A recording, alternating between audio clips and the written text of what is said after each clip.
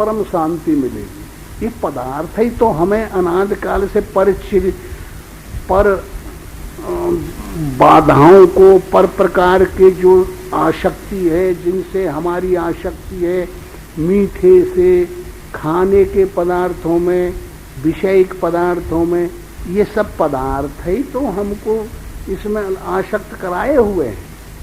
अगर ये पदार्थ न होते तो ये आसक्ति विषय की कैसे आती? स्त्री का आकार न देखने को मिलता, या भोग पदार्थ जो भोजन खाए जाते उनके देखने को न मिलते, तो देखे सुने हुए पदार्थों में जो आसक्ति है, यही पदार्थ अभाविनी, इन्हीं का त्याग करना पड़ता है। तो इस ढंग से जब हम बार बार आकाश को एक दिन निर्मल कर लें, पदार्थों में शून्यता करता है, इसलिए इनकी कहानियां, इनका नाटकीय रूप से इनका वर्णन करता है। और इस्तेमाल कहाँ का करता है? कारण शरीर का। इसलिए इसको लंकिनी ल्यो मानना चाहिए।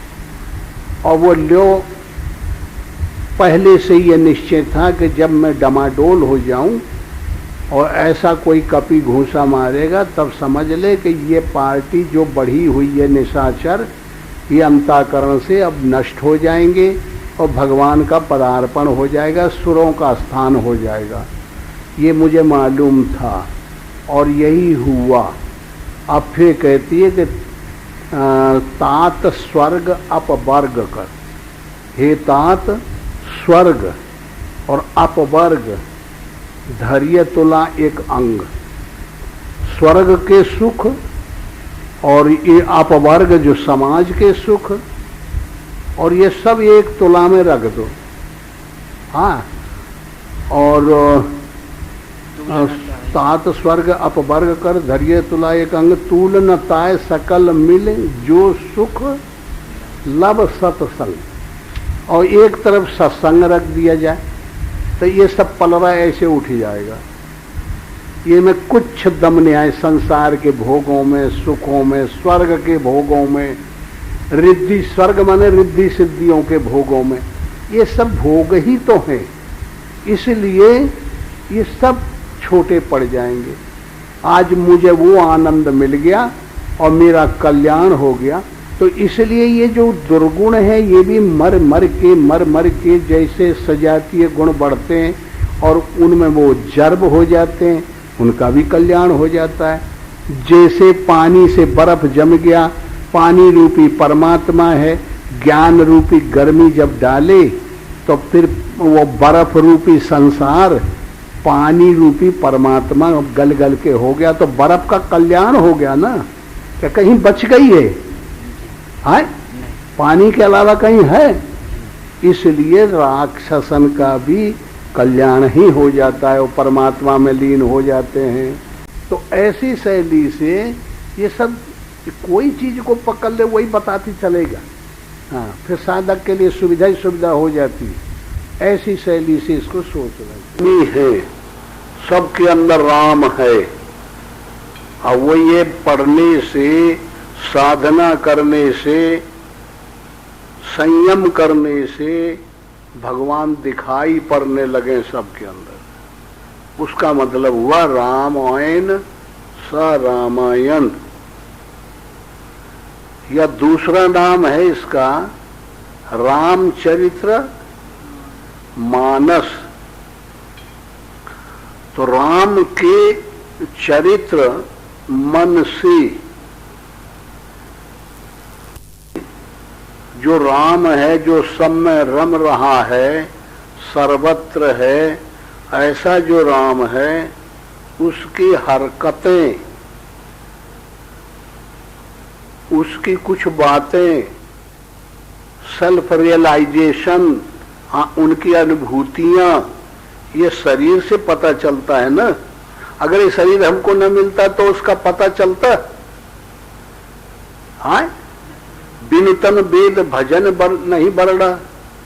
हाँ, बगैर शरीर के भजन होगा? तो इसलिए ये शरीर से ही जो भगवान चरित्र करते हैं, साधना कराते हैं, आदेश दे देते हैं देवताओं को कि बांदर तन धरणी पर हरिपद से वहु जाए। ये शरीर रूपी धरणी पर ये फलाने अमुक भगत के हृदय में ज्ञान वैराग्य शांति संतोष क्षमा दया भाव इंद्र सूर्य चंद्रमा देवी देवता वरुण कुबेर दिग्पाल सब जने ब्रह्म ज्ञान का रूप धारण करके शरीर में साधक के पैदा हो जाओ। ये शरीर के अंदर दुर्गुण आ गए हैं, मोह रावण आ गया है, क्रोध कुंभकर्ण आ गया है, काम मेघनाद आ गया है, लोभ नारांतक आ गया है। इसने इस अवध को लंका बना लिया है। इन दुष्टों को मार के निकालना है। इसलिए तो लोग पहले सब जितने सद्गुण पैदा हो तो दुर्गुण निकल निकल के भागेंगे। तो दुर्गुणों का जो अध्यक्ष है वो रावण कहलाता है और सद्गुणों का जो अध्यक्ष है वो राम कहलाता है। और ये अंतःकरण में प्रक्रिया होती है। तो पहले तो इस शुरुआत पृष्ठभूमिका को समझने का प्रयास करो। जब तुम्हारे दिल और दिमाग में ये सही आ जाएगा कि राम जो हमारी आत्मा राम है, इसके अंदर अनुगत चेतन का प्रतिबिंब राम है और भाव जो हमारे प्रेम है भगवान के प्रति उसमें अनुगत चेतन का प्रतिबिंब भरत है। दसों इंद्रियां विषयों का त्याग करके इसमें दशरथ का चेतन का प्रतिबिंब है। भक्ति कौशल्या का प्रतिबिंब है, कर्म केकई का प्रतिबिंब है, सुमति सुमित्रा का प्रतिबिंब है। ऐसे सद्गुणों को लाना पड़ेगा और इनके बदले जो पहले दुर्गुण बैठे हुए हैं उनको निकालना पड़ेगा। एक कुर्सी में दो आदमी बैठेंगे, हाँ, तो तुम्हारे हृदय रूपी कुर्सी में या शरीर रूपी मकान में क्या तो सजातीय परिवार रहेगा, नहीं तो विजातीय परिवार रहेगा। अविद्या का निवास होता है शरीर में तो दुर्गुण आ जाएंगे और विद्या का निवास होता है तो सद्गुण आ जाएंगे। सद्गुण अनुगत चेतन का प्रतिबिंब परमात्मा का होगा और दुर्गुण अगर आ गए तो उनमें अनुगत चेतन का प्रतिबिंब रावण का होगा। तो इस कहानी को स्पष्ट करती है हमारे अंतःकरण में क्या क्या होना चाहिए, कैसे रहना चाहिए, कैसी साधना करनी है। उस कानून का ये पूरा का पूरा पुस्तक डॉक्यूमेंट है। ये बहुत बड़ी इतिहास है उसका, ये बहुत बड़ी नजीर है। तो इसको ऐसी शैली से पहले मन में धारण कर लो। अब तुम लंका कांड पढ़ते हो तो लंका चले जाते हो, वहां की आकृति बन जाती है ना। किष्किंधा कांड पढ़ते हो तो प्रबर्शन पर्वत दिखात होई, तो ये गलत हो गया।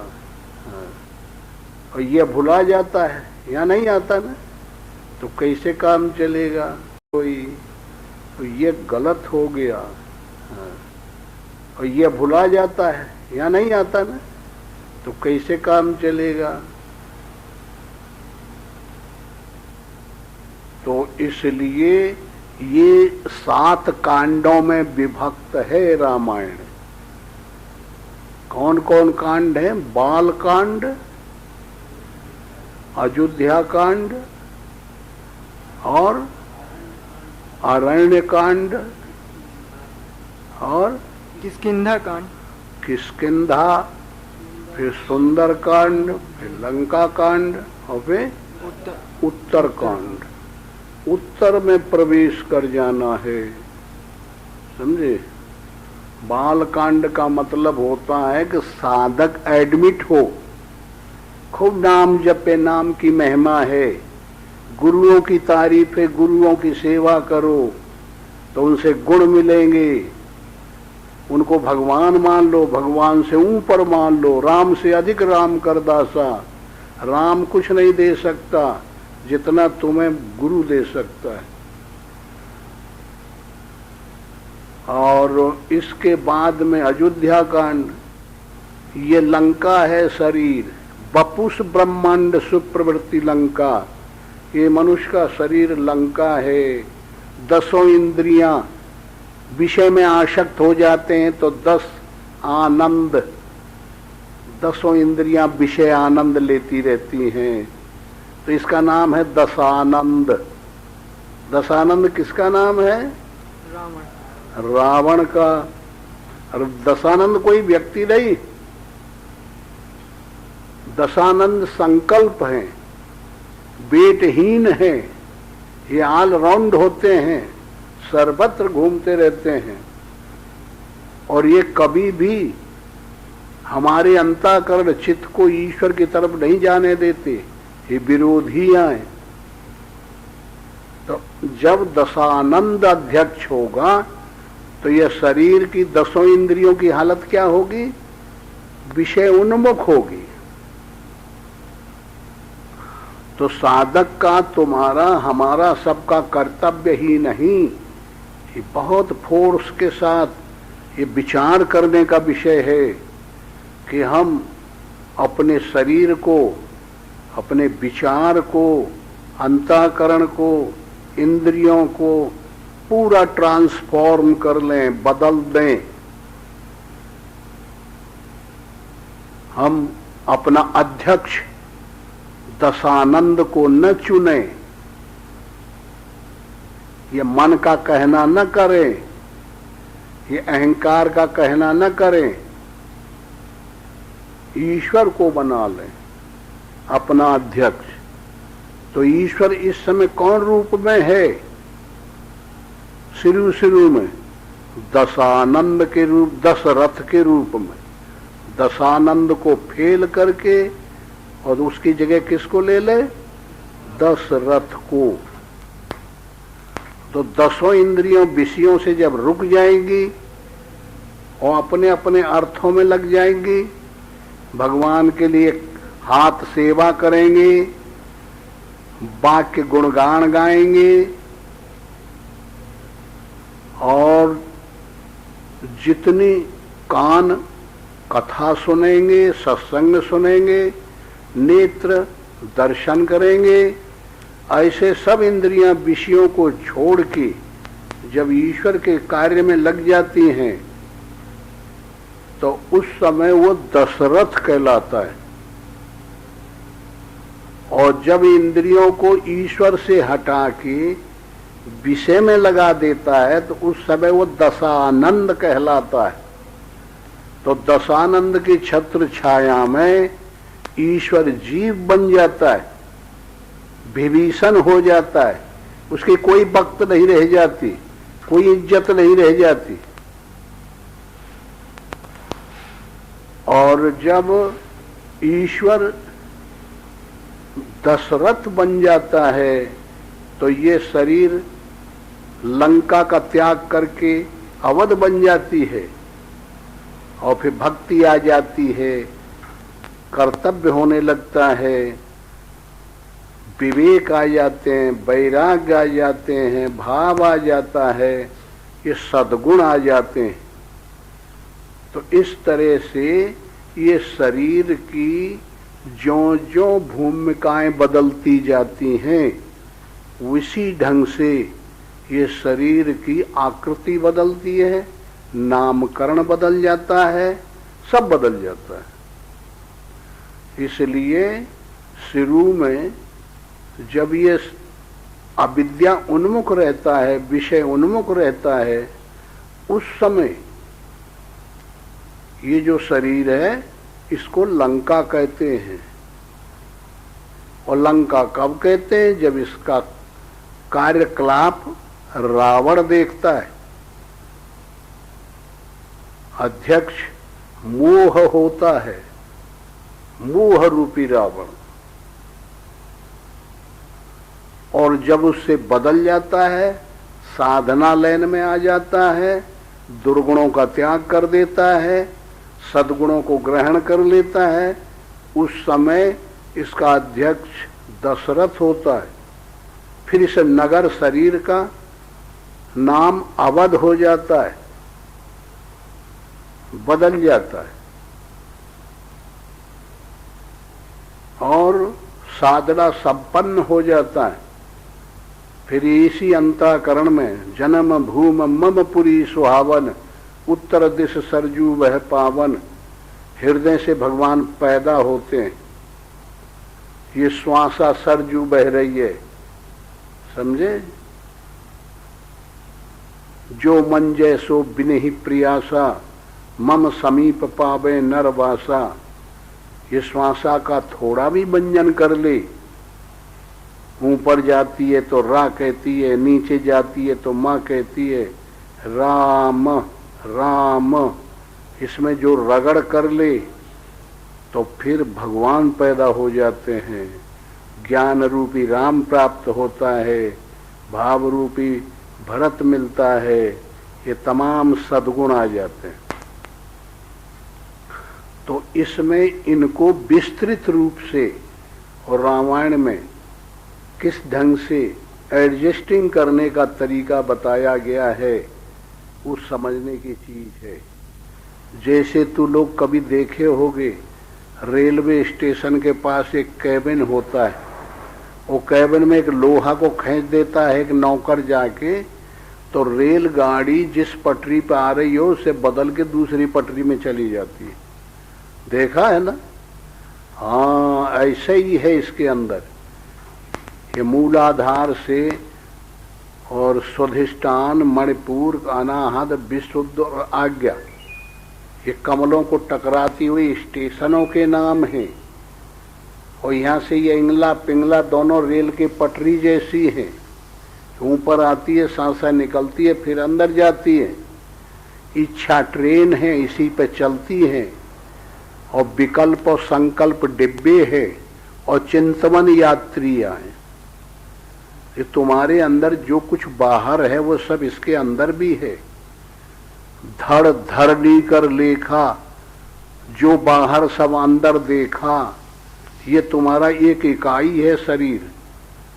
और ये संसार बहुत बड़ी है, ये में सब वही चीज है जो बाहर है। देखिए, ये में खून वाहक बड़ी बड़ी आर्टनरी हैं, नाड़ी हैं। ऐसे ये पृथ्वी में बड़ी बड़ी नदी हैं। ये में बड़ा भारी स्टोव ये पेट है, वो में समुद्र हैं, बहुत बड़े बड़े पहाड़ हैं पृथ्वी में। तो ये में बोन है, हड्डियां हैं। पृथ्वी में बहुत से टापू हैं, देश हैं, इसमें अलग अलग हार्मोन्स हैं, अलग अलग प्रक्रियाएं हैं। सूक्ष्म जगत है, स्थूल जगत है, कारण जगत है, और उनकी भी प्रक्रियाएं अलग अलग हैं। तो इस तरीके से उसमें चेतन का प्रतिबिंब जीव का है शरीर के अंदर, बाहर ईश्वर का है। बाहर जंगल बहुत खड़े हुए हैं, इसमें रोए बहुत खड़े हुए, करीब करीब मिलता जुलता है। पहले साधक हमेशा अपने शरीर की तरफ जाएगा, और जब एक इकाई को हल कर ले जाता है तब संसार में उसका नमूना पैदा करता है कि मैंने ये रिसर्च किया, ये खोज की, ये नया मैंने विद्या निकाली है।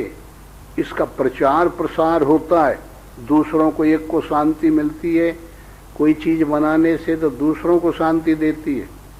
तो इस तरीके से ये सब कायदा कानूनों की एक ये रामायण नजीर है,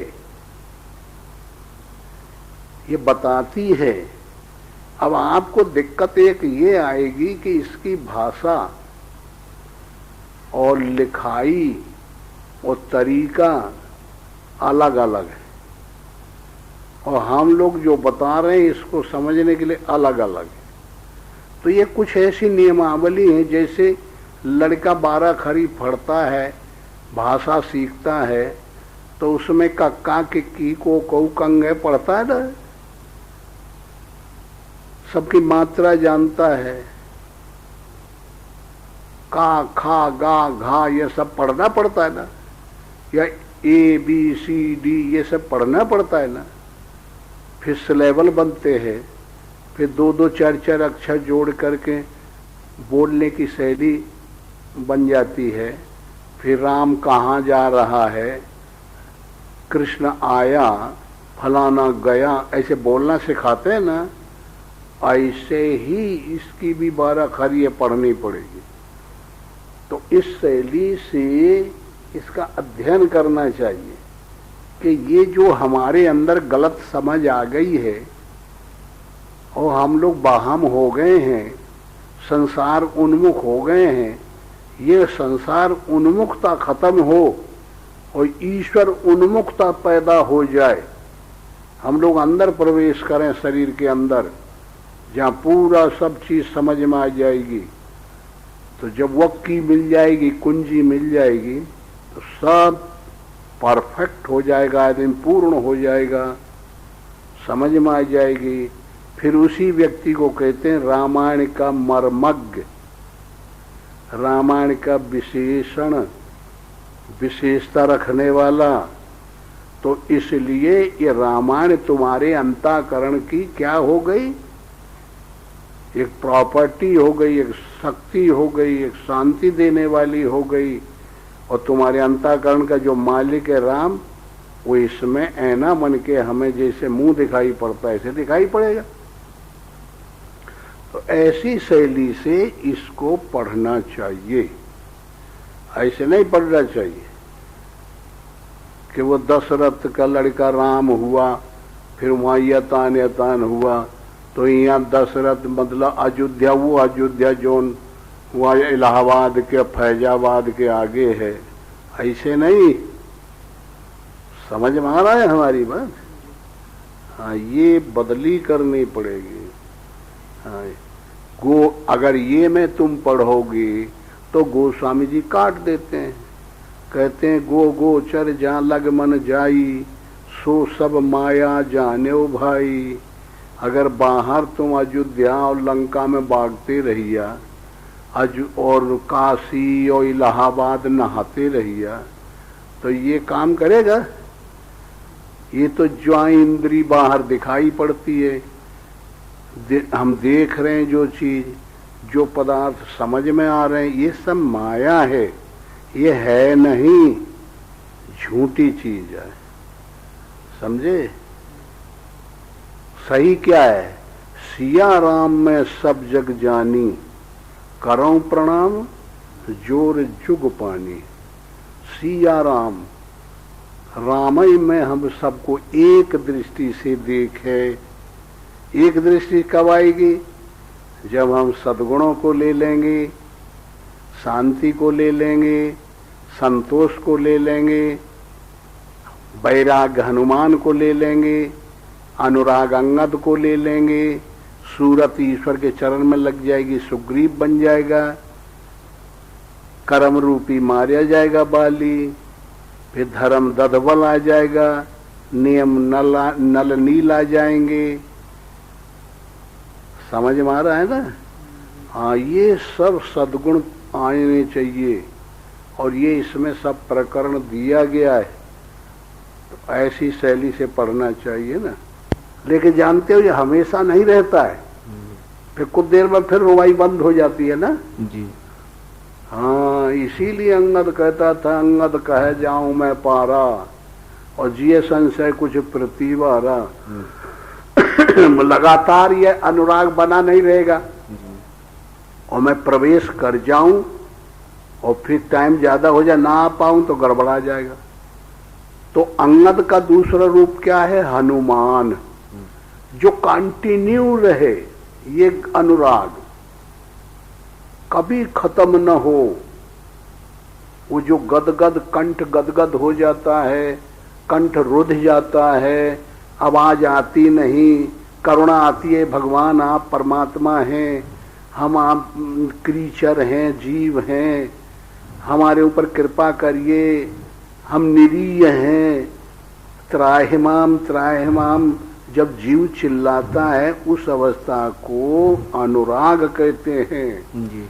और वो जब सदैव एक रस रह जा, सोते जागते बैठते खाते पीते और वो अनुराग बना रहे, उसका नाम है हनुमान, न कि बंदर। समझ में आ रहा है जी। और जो जब आता है अनुराग, उसका नाम है अंगद। जी। ये कंपोजिशन किया गया, इसे बनाया गया है महात्माओं ने बैठ के नहीं। जब देखे कि समुद्र के किनारे पहुंच गए तो अब क्या करें, इसे कैसे ना गा जाए। जी। तो जानना रूपी जावंत है जो सब चीजों को जानता है। यह मुंह रूपी गीध है और दिव्य दृष्टि रूपी संपाति गुरु की ताकत है। मैं देख रहा हूं सीता वहां बैठी है अशोक वाटिका के नीचे, और बंदरो जिसके पास ताकत हो, ये 100 योजन पर्वत नाक, ये समुद्र नाकने की, वो सीता में पता लगा सकता है। मैं देखूं तुम न आए, वो सदगुरु आए। ऐसे बनाया गया है। फिर संयम रूपी सेत बनाना है। इन नियम नूम जितने मिलकर के नील नल, ये पहाड़ कहते हैं पाप के ढेर को। ये पाप का जब हम ट्रांसफॉर्म कर देंगे, अपने शरीर को विलीनीकरण कर देंगे।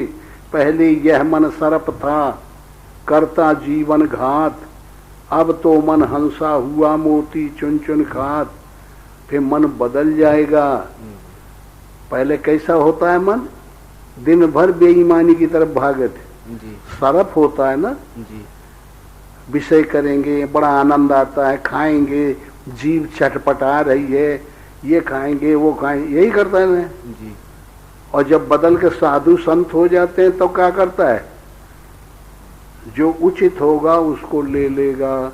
उसकी दृष्टि में ना कोई अच्छा है ना कोई बुरा है, ये भेद ही खत्म कर दिया।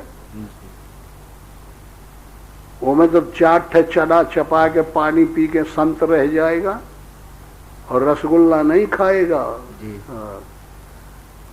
रसगुल्ला से ताकतों में ज्यादा आ जाएगी।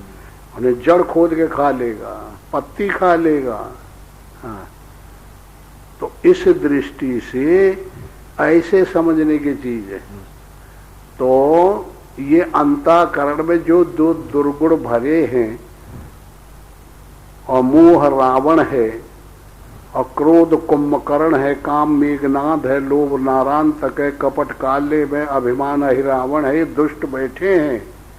तो अब इनसे को बात करे कि एक दे और अनुराग को भेजा जाए, एक दे और अनुराग में मस्त हो जाए साधक। तो इसलिए अनुराग रूपी अंगद को भेजा जा रहा है।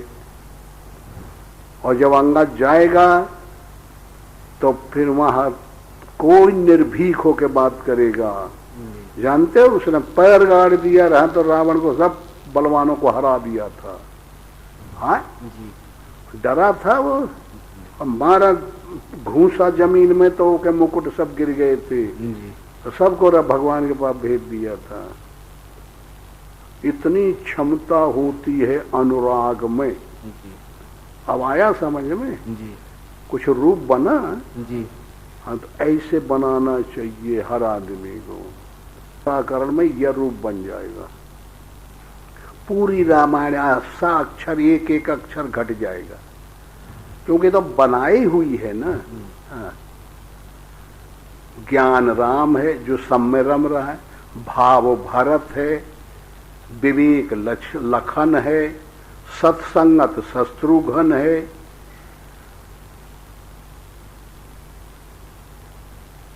और जो है तो श्रृंगी ऋषि सूरत है जी। जब श्रृंगी सूरत हमारी ईश्वर में लग जाएगी तो यज्ञ शुरू हो जाएगी ईश्वर को जानना। तो हब भी निकलेगा परिणाम, तो ज्ञान मिलेगा, भाव मिलेगा। समझ में आ रहा है ना जी। वशिष्ठ, वशिष्ठ का अर्थ क्या होता है? कोई व्यक्ति है वो, वशिष्ठ कहते हैं ज्ञान को। श्रेष्ठ स वशिष्ठ, भाषा का जो विद होता है, भाषा जानने वाले होते वो जानते हैं जी। हाँ, विश्वास का मतलब है विश्वामित्र, भाव का मतलब है भरत, ज्ञान का मतलब है वशिष्ठ, इस शरीर का मतलब है अवध, श्वासा का मतलब है सरजू। ऐसे इसका कंपोजिशन किया गया है। ये महात्माओं का ज्ञान है, गोप्य ज्ञान जिसको कहते हैं। ये अमृत कथा, अमर कथा जो शंकर जी ने सुनाई थी ना पार्वती को जी, वो कथा है ये। इसे अगर सुन ले हमेशा के लिए अजर अमर हो जाए, फिर की दृष्टि में बुरा भला ये रह ही नहीं जाता, फिर अच्छा बुरे से मतलब ही नहीं है, वो एक दृष्टि बन जाती है। और ये दो दृष्टि जहां है तहां माया है, पैदा है तो मरना है, अच्छा है तो बुरा है, ज्ञान है तो अज्ञान है, रोना है तो हंसना है, सुर है तो असुर है, दैव है तो दानव है, सद्गुण है तो दुर्गुण है, दिन है तो रात है। ये जहां एक दूसरे के खिलाफ दो शब्द है वहीं तक माया है जी। और जब दोनों में बराबर जो देख लेता है उसका नाम है ज्ञान। समझ में आया? इन्हीं दोनों की आड़ से भगवान लुक गया है, छुप गया है, किसी की समझ में नहीं आता। और जब इन दोनों में एक कर दे तो भगवान क्लियर आ जाएगा। समझ में आ गया जी। तब ईश्वर मिलता है, ईश्वर समझ में आ जाता है, छुपे की जगह नहीं रह जाती है। तो इसके पूरे कोर्स को बदलना पड़ेगा, और जब तक नहीं बदलेंगे तब तक काम नहीं चलेगा। हाँ, तुम अब बेईमानी करते रहोगे। हाँ, पुरानी आदतें पड़ गई हैं, वो तो अनुवांशिक गुण तुम्हें माता पिता से मिला है, जिनके कोख से तुम पैदा हुए, जिनके बीज और रज से पैदा हुए, उनके जौन जौन संस्कार थे वो तुम्हारे स्वरूप में आ गए जी। लेकिन अब गुरु के सामने गुरु उनको वापिस कर देता है भगवान को कि ये थाती तुम अपनी मुँह ले जाओ, वो हम अपनी तरफ से देंगे। इसलिए भगवान को जब अवतार लेवाना होता तो महात्मा लोग जाके श्राप दे देते हैं ईश्वर को जी। फिर उनको अवतार लेना पड़ता है, पृथ्वी में आना पड़ता है, काम करना पड़ता है। हाँ,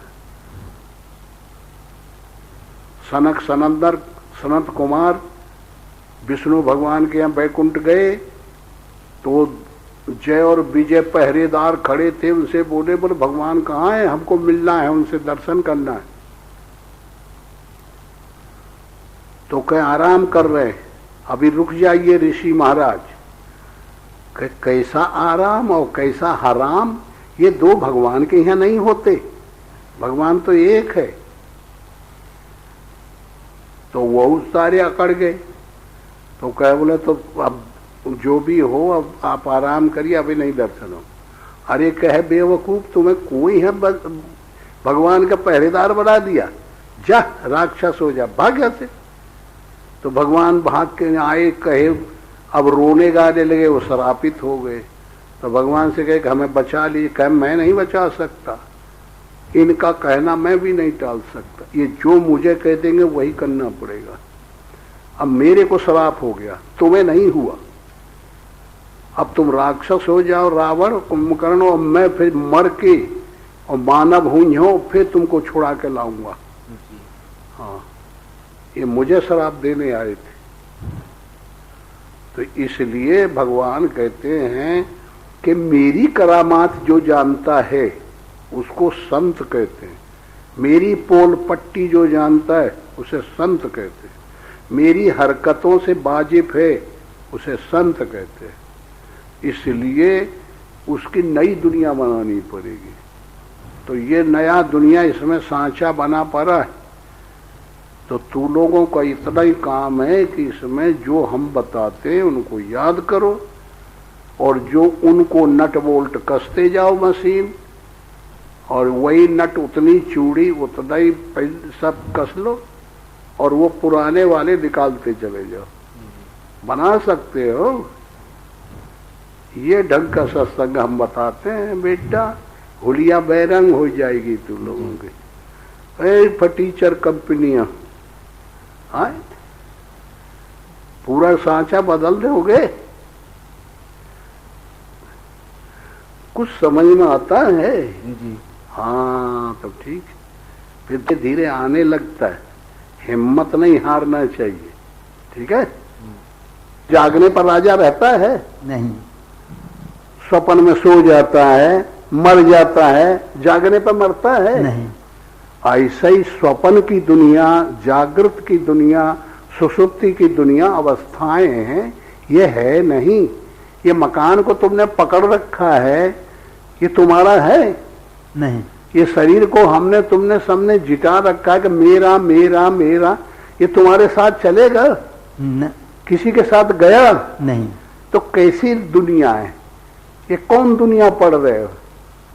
ठीक बेवकूफी के अलावा और कुछ है हमें ना। हाँ तो भैया बताओ कि इसको जल्दी से जल्दी, हम कहते हैं हम पेड़ के नीचे खड़े हैं और एक सरफ गिरा और हमारी आ गया झोरी में, अब वही ये देखेगा कि गहुआ ना है कि काला है कि कोबरा है कि धामिन है, कि वही फेंकना है, जल्दी फेंकना है कि वो क्या भाई पालेगा, दूध पिलाएगा नहीं। हाँ तो इतने भरे में तो मामला डोल हो जाएगा, खत्म हो जाएगा। तो इसलिए भाई मुश्किल से मौका मिला है, बड़े भाग्यमान उस तन पावा, सुर दुर्लभ सद ग्रंथ ही गावा।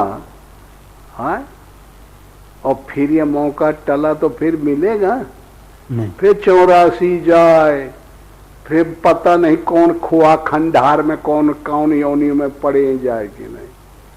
बड़े भाग्य मानुष तन पावा, भगवान कृपा करके कबहू का कर कृपा प्रभु ये मनुष्य तन दे देते हैं, और इसे पा करके भजन के अलावा दूसरी चीज में नहीं लगाना चाहिए।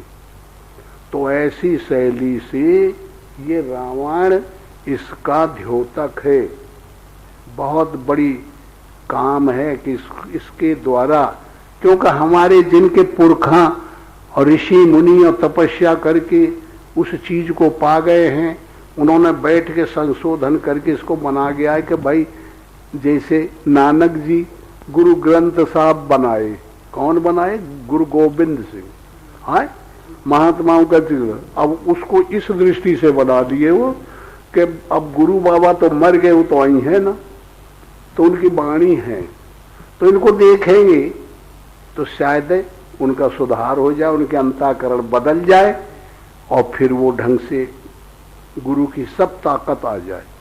ऐसे ही ये है, ऐसे व्यास तो नहीं मिल सकते, लेकिन गीता मिलेगी ना। कृष्ण तो अब नहीं मिलेंगे, लेकिन गीता है ना उनकी वाणी, उसमें से ले लें हम। तो इस तरीके से ये बनाया गया है, और नहीं लेंगे बगल लेने के तो बदलेंगे नहीं, तो बदले तो वैसे रहेंगे। अब मिल भी गया है और कहे हम बस वही पुरानी सभ्यता से पढ़ते हैं और लिखते हैं, तो कौन बहादुरी कर ली। पुरानी सभ्यता तो ऐसा ही है जैसे लड़का फलाने क्लास में पढ़ता है तो वह पास ही नहीं होता, पास ही नहीं होता, तो क्या पढ़ता है? नाम भरे का पढ़ता है, कोई मतलब हुआ? जब हमारे विचार नहीं बदले, हमारा स्वभाव नहीं बदला, ये तो पढ़ना का मतलब यह है कि गुण स्वभाव त्यागे बिन दुर्लभ परमानंद। ये स्वभाव हमारा बदल जाना चाहिए, गुण बदल जाना चाहिए, आदत बदल जानी चाहिए। तो वही को तो हम बता रहे हैं कि दुर्गुण बदले, सदगुण आए, और कोई दूसरी नई चीज तो हम डाल नहीं रहे। तो इसलिए क्यों नहीं समझ में आती है? हाँ इस पे बात करो। तो वही मीडिया में छपवा दिया था, अखबार में, क्या हमने यह काम किया, यह काम, और हजारों दिन भर बेईमानी सोचता है, कहीं छपवाता है, किसी से बताता है, सबको बटोर के अंदर रखे। ये नष्ट होने का महान उपाय है ये। अच्छा ओम श्री सद्गुरुदेव भगवान की जय।